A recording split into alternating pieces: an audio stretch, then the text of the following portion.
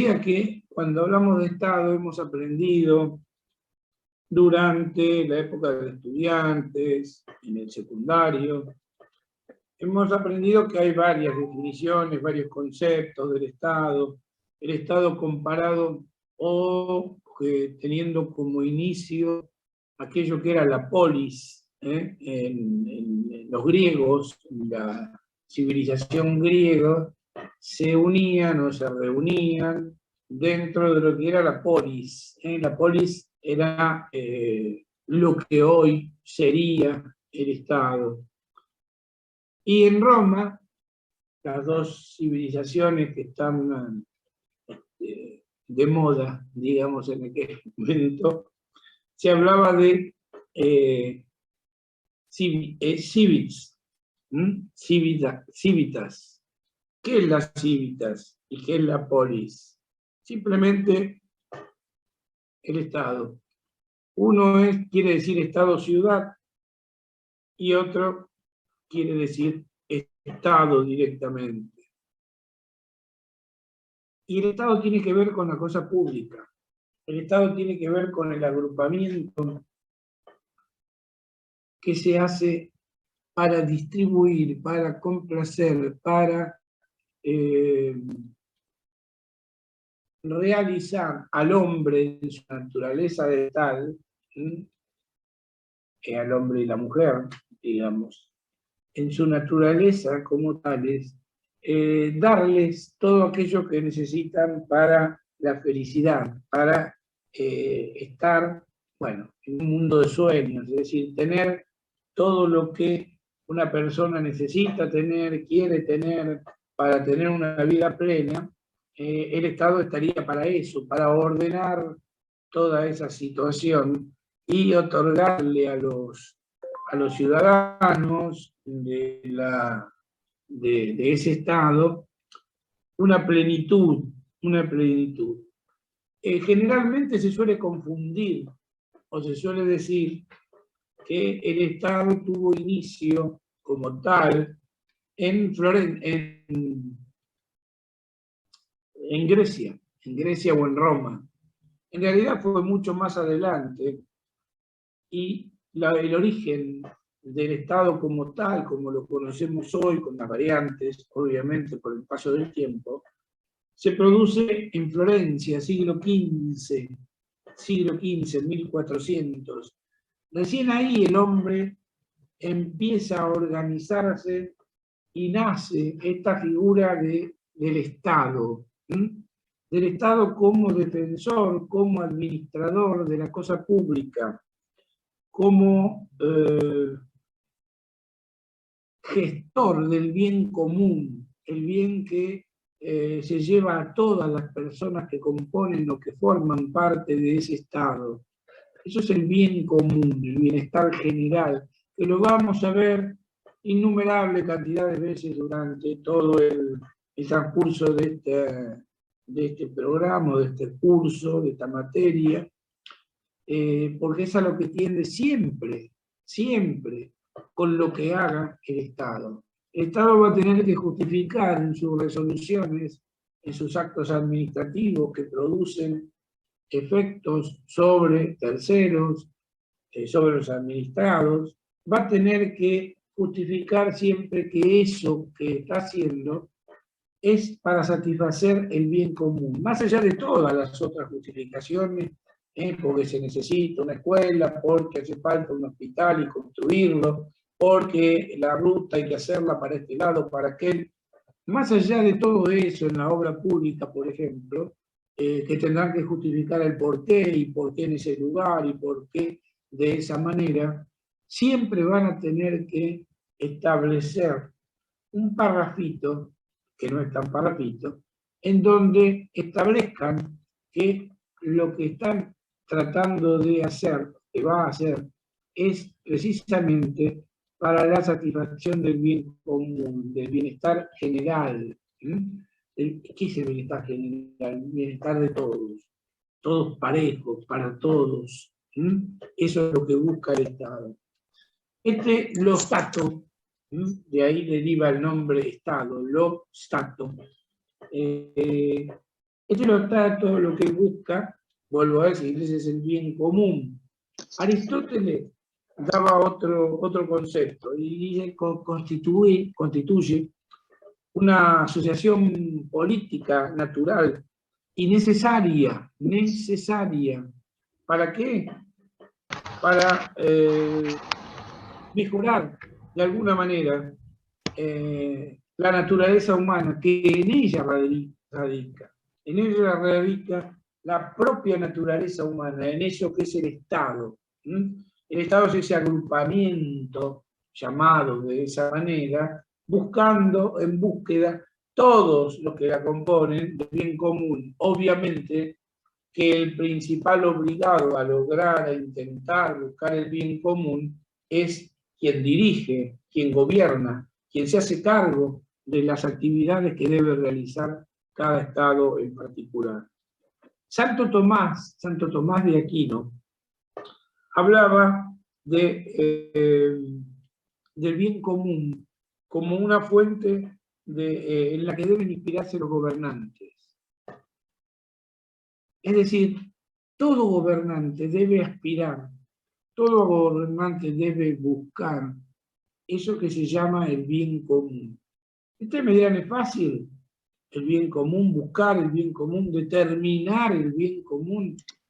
Y yo les digo, no es fácil. Porque ¿qué es el bien común? El bien de todos. Por eso hablan muchas veces, lo sustituimos, bien común o bienestar general. O bienestar general. Gil, ¿podés cerrar el micrófono? Gracias. Bien común y bienestar general, en este caso serían sinónimos. Sinónimos. Es la búsqueda constante del Estado. Ustedes me dirán, bueno, cuando hace una ruta, pero para eso tiene que expropiar. Y me expropia mi casa, que me la dejaron mis tatarabuelos, y que es un bien de recuerdo familiar, que yo no quiero venderle, mucho menos que me la expropien, aunque me paguen por eso, aunque no me alcance o me alcance para comprarme otra casa igual. ¿Cómo es el bienestar general, el bien común? Si yo y todos los que nos están expropiando no nos vemos beneficiados con esto. Pero el bien común es algo difícil de medir. No porque 3 se beneficien o 100 no se beneficien con esa obra, no pertenece al bien común. El bien común es el bienestar general. ¿Qué buscan con una ruta o con una autopista? Acuérdense ustedes, no, ustedes son muy chicos. Bueno, cuando hicieron la autopista 25 de mayo, esa que lleva hasta el Bajo de la ciudad de Buenos Aires, desde acá de la Richieri en adelante, la cantidad de viviendas que expropiaron y que tiraron abajo para hacer la autopista, y nos daba una idea de que no podía estar buscando el bien común cuando tantas personas iban a ver perjudicadas con la pérdida, entre comillas, de su vivienda. Eran indemnizados, obviamente, pero perdían su vivienda, perdían el arraigo que tenían en ese lugar, el colegio de los chicos, el lugar de trabajo, el colectivo que tomaban o la estación de trenes que tenían cerca. Perdían eso. ¿Y cuál era el bien común que se perseguía? El bien común que se perseguía era que llegar desde ese lugar donde empieza la autopista 25 de Mayo al centro de la ciudad de Buenos Aires, así en la bajada de la 9 de julio, o en la bajada posterior, o en la bajada anterior a la 9 de julio, la cantidad de gente que iba a necesitar y que iba a aprovechar esa autopista, esa vía, menos transitada, aunque realmente es muy transitada en el momento que se pone terrible, justificaba ese eventual perjuicio que se le causaba al otro, al que se le expropiaba. Y lo justificaba porque el Estado decía, yo además le estoy pagando. No le estoy quitando algo sin pagarle, yo le estoy pagando.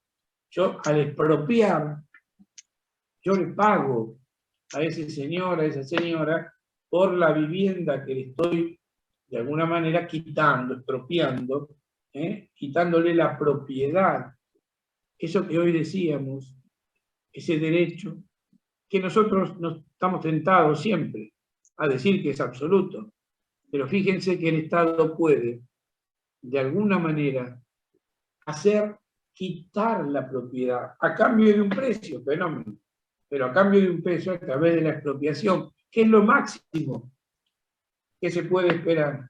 De ahí para abajo puede tomar, ya lo vamos a ver en su momento, distintas medidas con esa propiedad, como por ejemplo, para el bien común, para el bienestar general, afectarla con otras medidas, como por ejemplo, decíamos hoy, las servidumbres, es decir, que ese campo, que ese terreno, que esa propiedad sirva, le brinde algún tipo de servicio a otra propiedad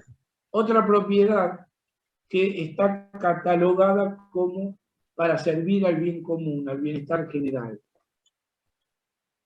Entonces, el Estado es la perfecta organización jurídica y política, jurídico-política, de la comunidad, procurando ese Estado, la obligación de ese Estado, es procurar el bien común, el bienestar general de la población. El Estado tiene, o se compone, y eso lo vimos, no es tan interesante, pero simplemente para saber, ¿no? Porque el Estado no es el gobierno, primero y fundamental, deben saberlo. Territorio, población, poder. Ahí está el verdadero motor del Estado.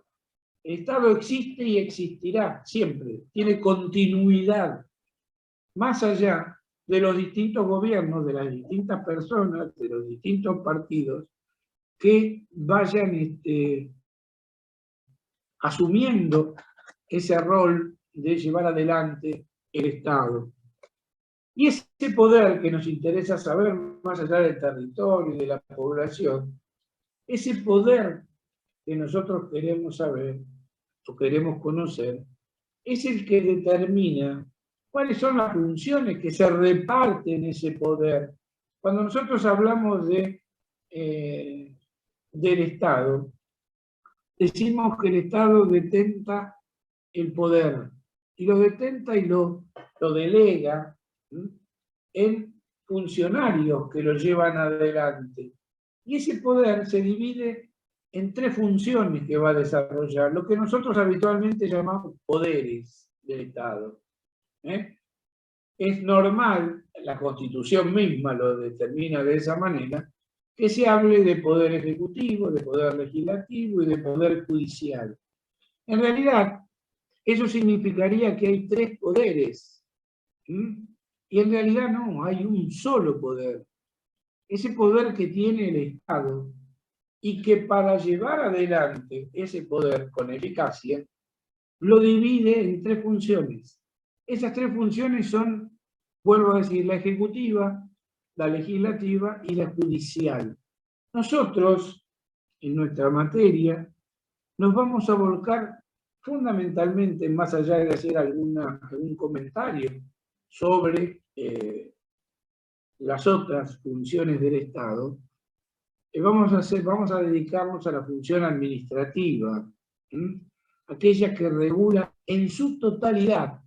¿Y por qué les remarco totalidad? Porque ahora van a ver el concepto de derecho administrativo y se van a dar cuenta por qué les remarco esta palabra totalidad. El derecho administrativo va a regir la totalidad de las funciones que desarrolla el poder o la función legislativa. Y esto ténganlo en cuenta, aunque yo muchas veces le hable de que no debemos confundir poder con función, y que en realidad la legislativa, la ejecutiva, la judicial o jurisdiccional son funciones del Estado, voy a caer muchas veces, porque viene de origen, ya lo aprendí de esa manera, hasta que ahora, hace un tiempo largo ya, entendí que era de otra manera como tenía que llamarlo, pero lo sigo llamando poder. Y no me preocupa si lo entienden, si lo han entendido, que ustedes también lo llamen poder. Yo no les voy a considerar que está mal contestado algo, diciendo que el poder se divide perdón, el Estado se divide o tiene a su cargo 3 poderes. No, está bien para mí, estará bien para mí. Lo importante es que ustedes entiendan que no hay 3 poderes en danza, separados. Son 3 funciones que se realizan con ese poder que el pueblo, que nosotros, le hemos dado al Estado, para que el Estado desarrolle esa función. ¿Cuál era esa función? El bien común, el bienestar general. Entonces, sea llamarlo función, sea llamarlo poder. Sí, Ramos, te escucho. Perdón, no pude hablar antes, pero con respecto a la anécdota, o no anécdota, sino a lo que contó sobre la avenida, no hubo nadie que se opusiera porque al final es una libertad oponerse a la Te expropiación. escucho, Cecilia, te escucho muy bajito. Si podés subir un poco el volumen. A ver, Decime. ¿ahí se me escucha? Ahí te escucho mejor. Genial. No, que decía que antes no pude hablarlo, pero mi pregunta es si no hubo nadie que se opusiera a la expropiación con respecto a las casas con la construcción de la avenida. Que se oponen, sí, claro que se oponen. Cuando hay construcciones de este tipo, cuando hay obras de este tipo que hace el Estado y que produce o necesariamente conlleva expropiaciones, ¿sí? Se oponen. Hay gente que se opone, vecinos que se oponen. Lo más notorio y que siempre se produce algo parecido es con los pasos bajo nivel en los ferrocarriles. ¿Por qué? Porque esa media cuadra o cuadra entera que está previo a las vías férreas, ¿sí? Cuando se hace el túnel para pasar por debajo de esas vías, el tránsito pasar por debajo, primero se complica por cuestiones de seguridad del tránsito por ese lugar, el tránsito de las personas por ese lugar, ¿no es cierto? Los vecinos quieren pasar de un lugar a otro. Y segundo, se desvaloriza terriblemente la propiedad, porque esa propiedad, al costado de un puente, es muy raro que alguien prefiera estar viviendo en ese lugar. Está como en una forma solitaria, ¿no es cierto? Te digo algunas de las cuestiones que plantea la gente. Entonces ahí se oponen. Y se oponen vía judicial, y se oponen vía carta de vecino, y se oponen vía presentación de expediente administrativo. Vas a encontrar todo ese tipo de cuestiones. Por ejemplo, si vos, ¿de qué zona sos? Zona sur. ¿De dónde? Zona sur. Bueno, sí, sí. ¿Pero dónde? ¿Adrogué? Sí, ¿Lomas? ¿Montegrande? sí. José Mármol, está cerca de Adrogué. Bien, perfecto. La avenida Hipólito Yrigoyen, esto para todos, ¿no? La pregunta que hace Cecilia. Una es los pasos bajo nivel. Otra, Sí, donde hay oposición de la gente también, en esa avenida, para hacerla ancha, como le hicieron hace muchos años ya, hubo una oposición ahí justo donde se cruza con otra avenida que es Frías, Avenida Frías, que después es Amenedo. sí, sí.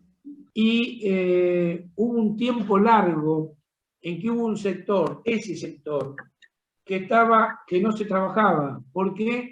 Porque había una oposición, se había presentado administrativamente y judicialmente hasta que se falló en contra de quien pretendía eso, porque el juez, primero la administración, ¿no? Y luego el juez que le tocó intervenir, entendió que eso hacía el bien común, que esa avenida ensanchada, por las mismas razones que todas las avenidas y las autopistas obedecen a una razón de facilitar el tránsito automotor, ¿verdad?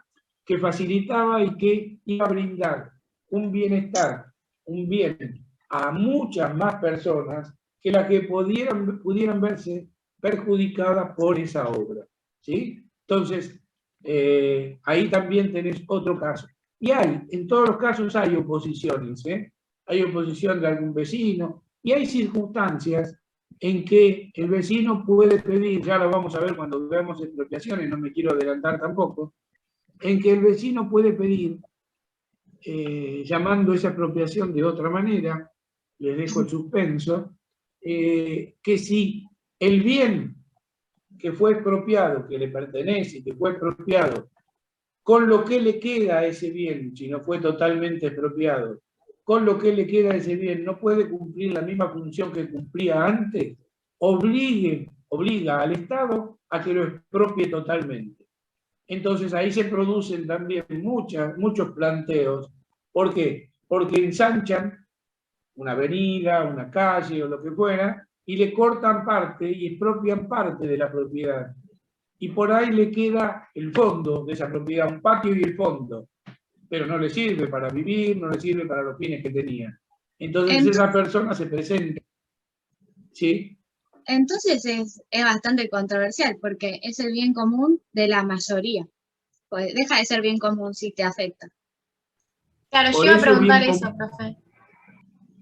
Por eso, claro, Sol también, Sol, ¿verdad? Sí. Sí, profe. Por eso se llama bien común y es difícil entenderlo, porque el bien común, que lo determina el Estado, que es esa obra, eso que tiene que hacer, eso que va a hacer, él lo determina como que, bueno, como beneficia.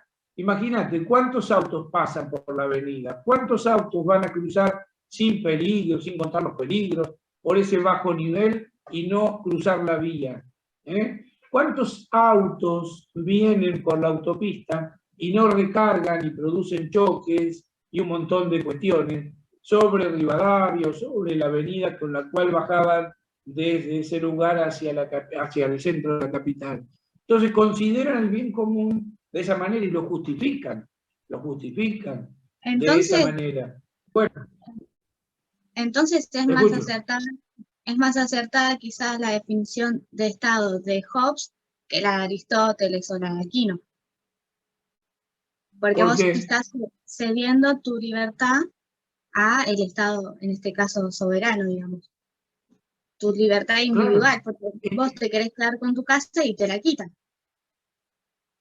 Es que lo que pasa es que cuando nosotros entramos dentro de este sistema en donde estamos inmersos en algo que se llama Estado, ¿sí? Pues nosotros decimos, nosotros le damos el poder al Estado. No, nosotros no. Cuando esto se creó, fue establecido como Estado, con los 3 poderes, con las 3 funciones, ya le otorgamos a él todas las funciones que tiene el Estado, esas 3 que tiene. Y entre esas 3 que tiene el poder de precisamente restringir nuestros derechos, restringir y hasta quitar nuestros derechos. Entonces, estamos en esa situación que mucha gente dice, no, esta casa es mía, y el Estado no puede hacer nada porque yo acá tengo el título de propiedad. Mire, señor, ese título de propiedad es muy válido, lo tiene, yo reconozco que es suya, pero hay un interés común que hemos determinado, que ha determinado la administración, la justicia, que hay una necesidad de hacer esta obra. Y hacer esta obra requiere indispensablemente afectar su derecho de propiedad. Afectarlo de distintas maneras. O bien reducirlo a través de por ejemplo, de una servidumbre, o de quitarle el derecho de propiedad sobre eso, a cambio de un precio, correcto. Pero quitarle el derecho de propiedad, eso que creíamos que era intocable, que la propiedad es mía, acá tengo el título, es intocable. Así que sí, las entiendo. Y entiendo la reacción, porque en realidad todo el mundo que escucha esto, y todos creemos desde jovencitos, creemos que lo que es nuestro, y nadie lo puede tocar, salvo que nosotros decidamos que lo toquen. Eso hablaría de derechos absolutos, derechos que nadie puede tocar. Y en realidad ningún derecho en nuestro sistema es absoluto. Todos son relativos. ¿Y relativos por qué? Porque el Estado puede decidir en cualquier momento afectarlo de una manera que lo disminuyan en su plenitud del goce y uso, o directamente quitárnoslo a cambio de un precio. Es como si lo comprara, pero compulsivamente. ¿Fui claro, más o menos? Sí, profe. Bien. Bien, seguimos. Bien la pregunta, me gusta. Me gusta que participen también. Entonces tenemos tres funciones, decíamos, legislativa, ejecutiva o administrativa, lo podemos llamar de las dos maneras, y la jurisdiccional. La legislativa, el Congreso de la Nación, en las provincias serán las legislaturas provinciales, la jurisdiccional, el Poder Judicial, Corte Suprema o Supremas Cortes, según se llamen en nación o en provincia, integrada por dos cámaras, y la ejecutiva, que la llamamos administrativa también y que desarrolla aquel que fue elegido como presidente, en la cabeza, presidente o presidenta, en la cabeza de esa función ejecutiva.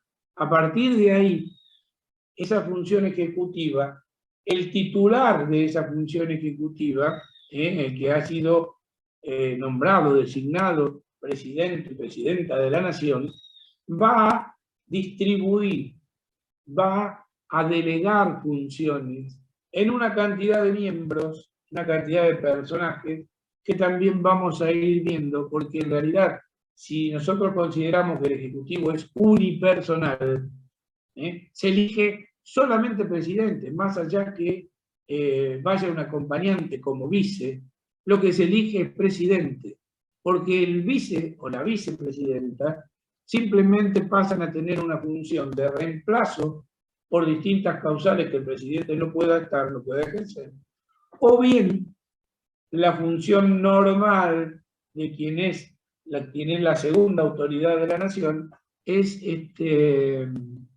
desarrollada como presidenta del Senado de la Nación o de los senados provinciales.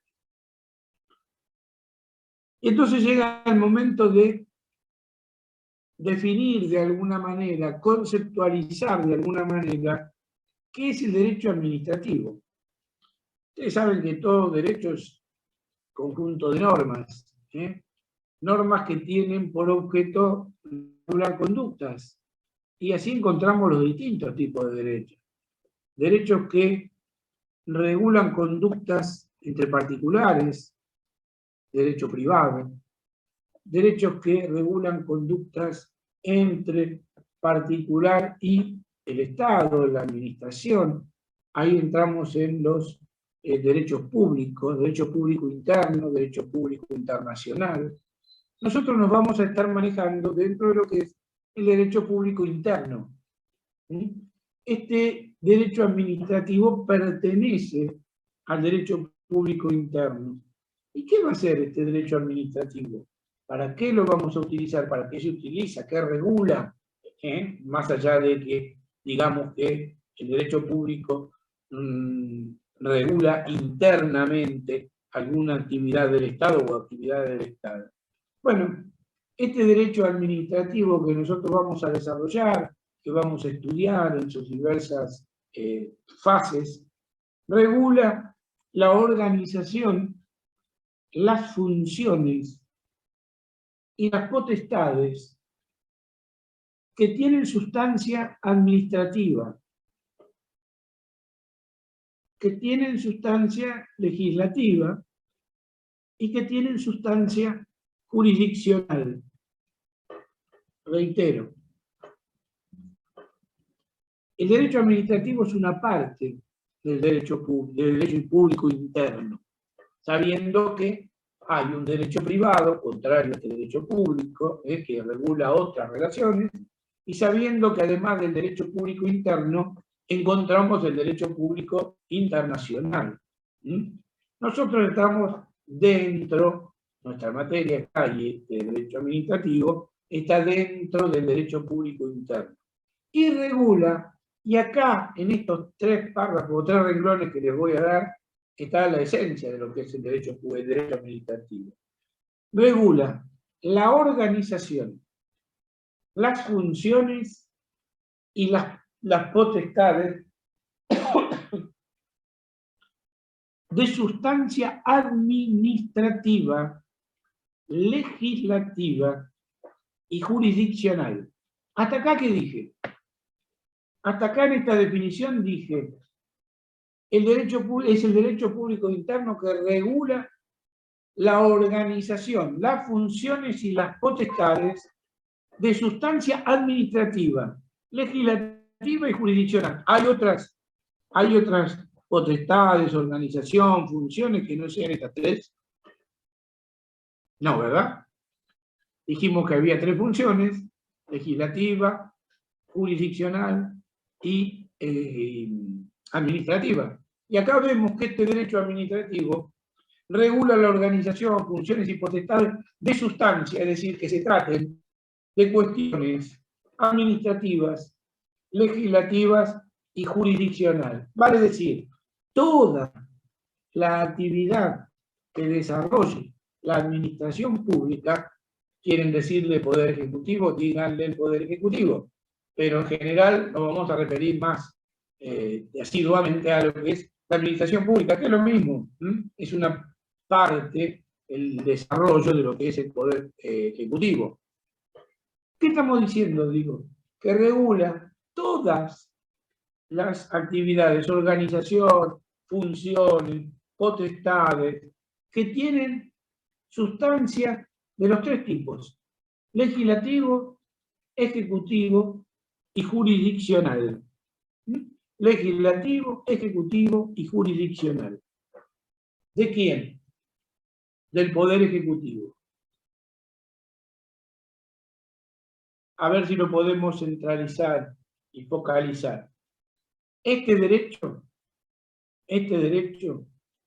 regula todo lo que tenga que ver, aunque sean distintas la jurisdiccional, la ejecutiva propiamente dicho, y la legislativa, todo lo que tenga que ver con la función ejecutiva, la función del Ejecutivo.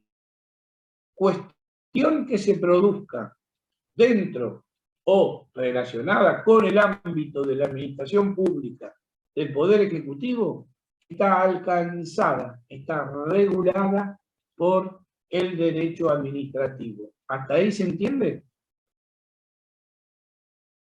¿Sí? Bien. Sí, profe. Yo voy mirando alguna referencia y ahora es Cecilia la referencia que tengo, que me dice que sí o que no.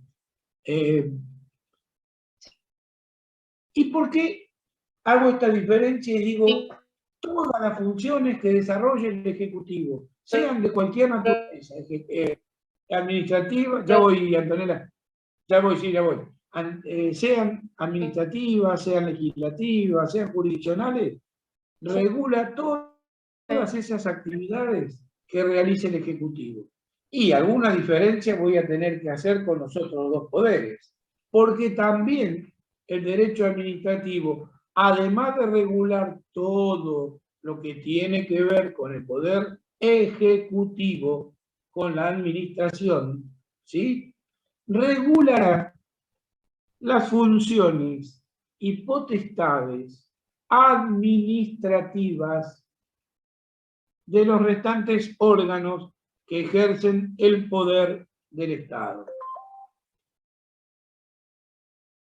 Miro, imagino, y ya voy que me llamaba Antonella, creo, ya voy. Miro, hago, me imagino cuando estoy por contestar.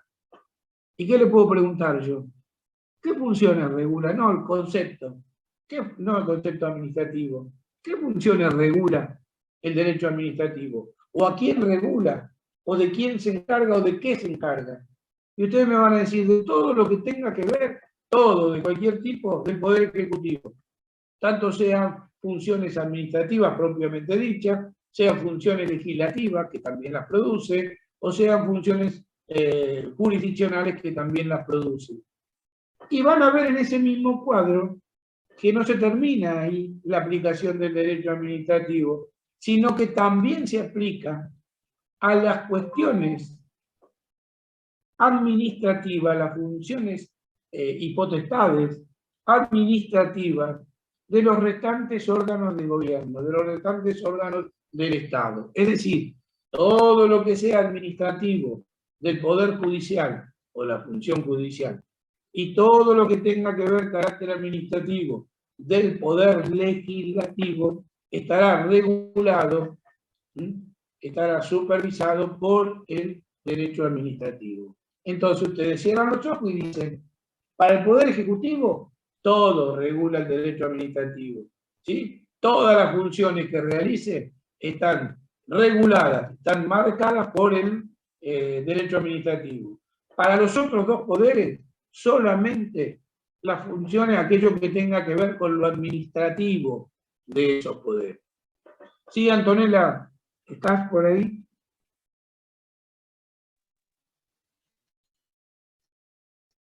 Sí, te escucho.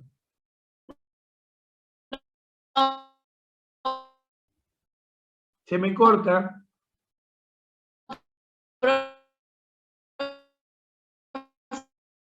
Se corta todo. Fíjate de mejorar el micrófono.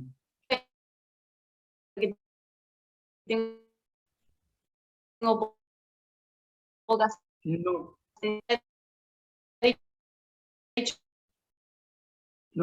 te entiendo nada. ¿Me hablas? A ver ahora.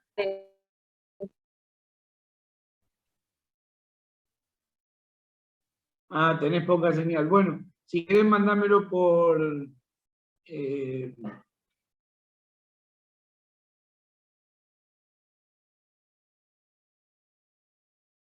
¿cómo se llama? Que no me acuerdo.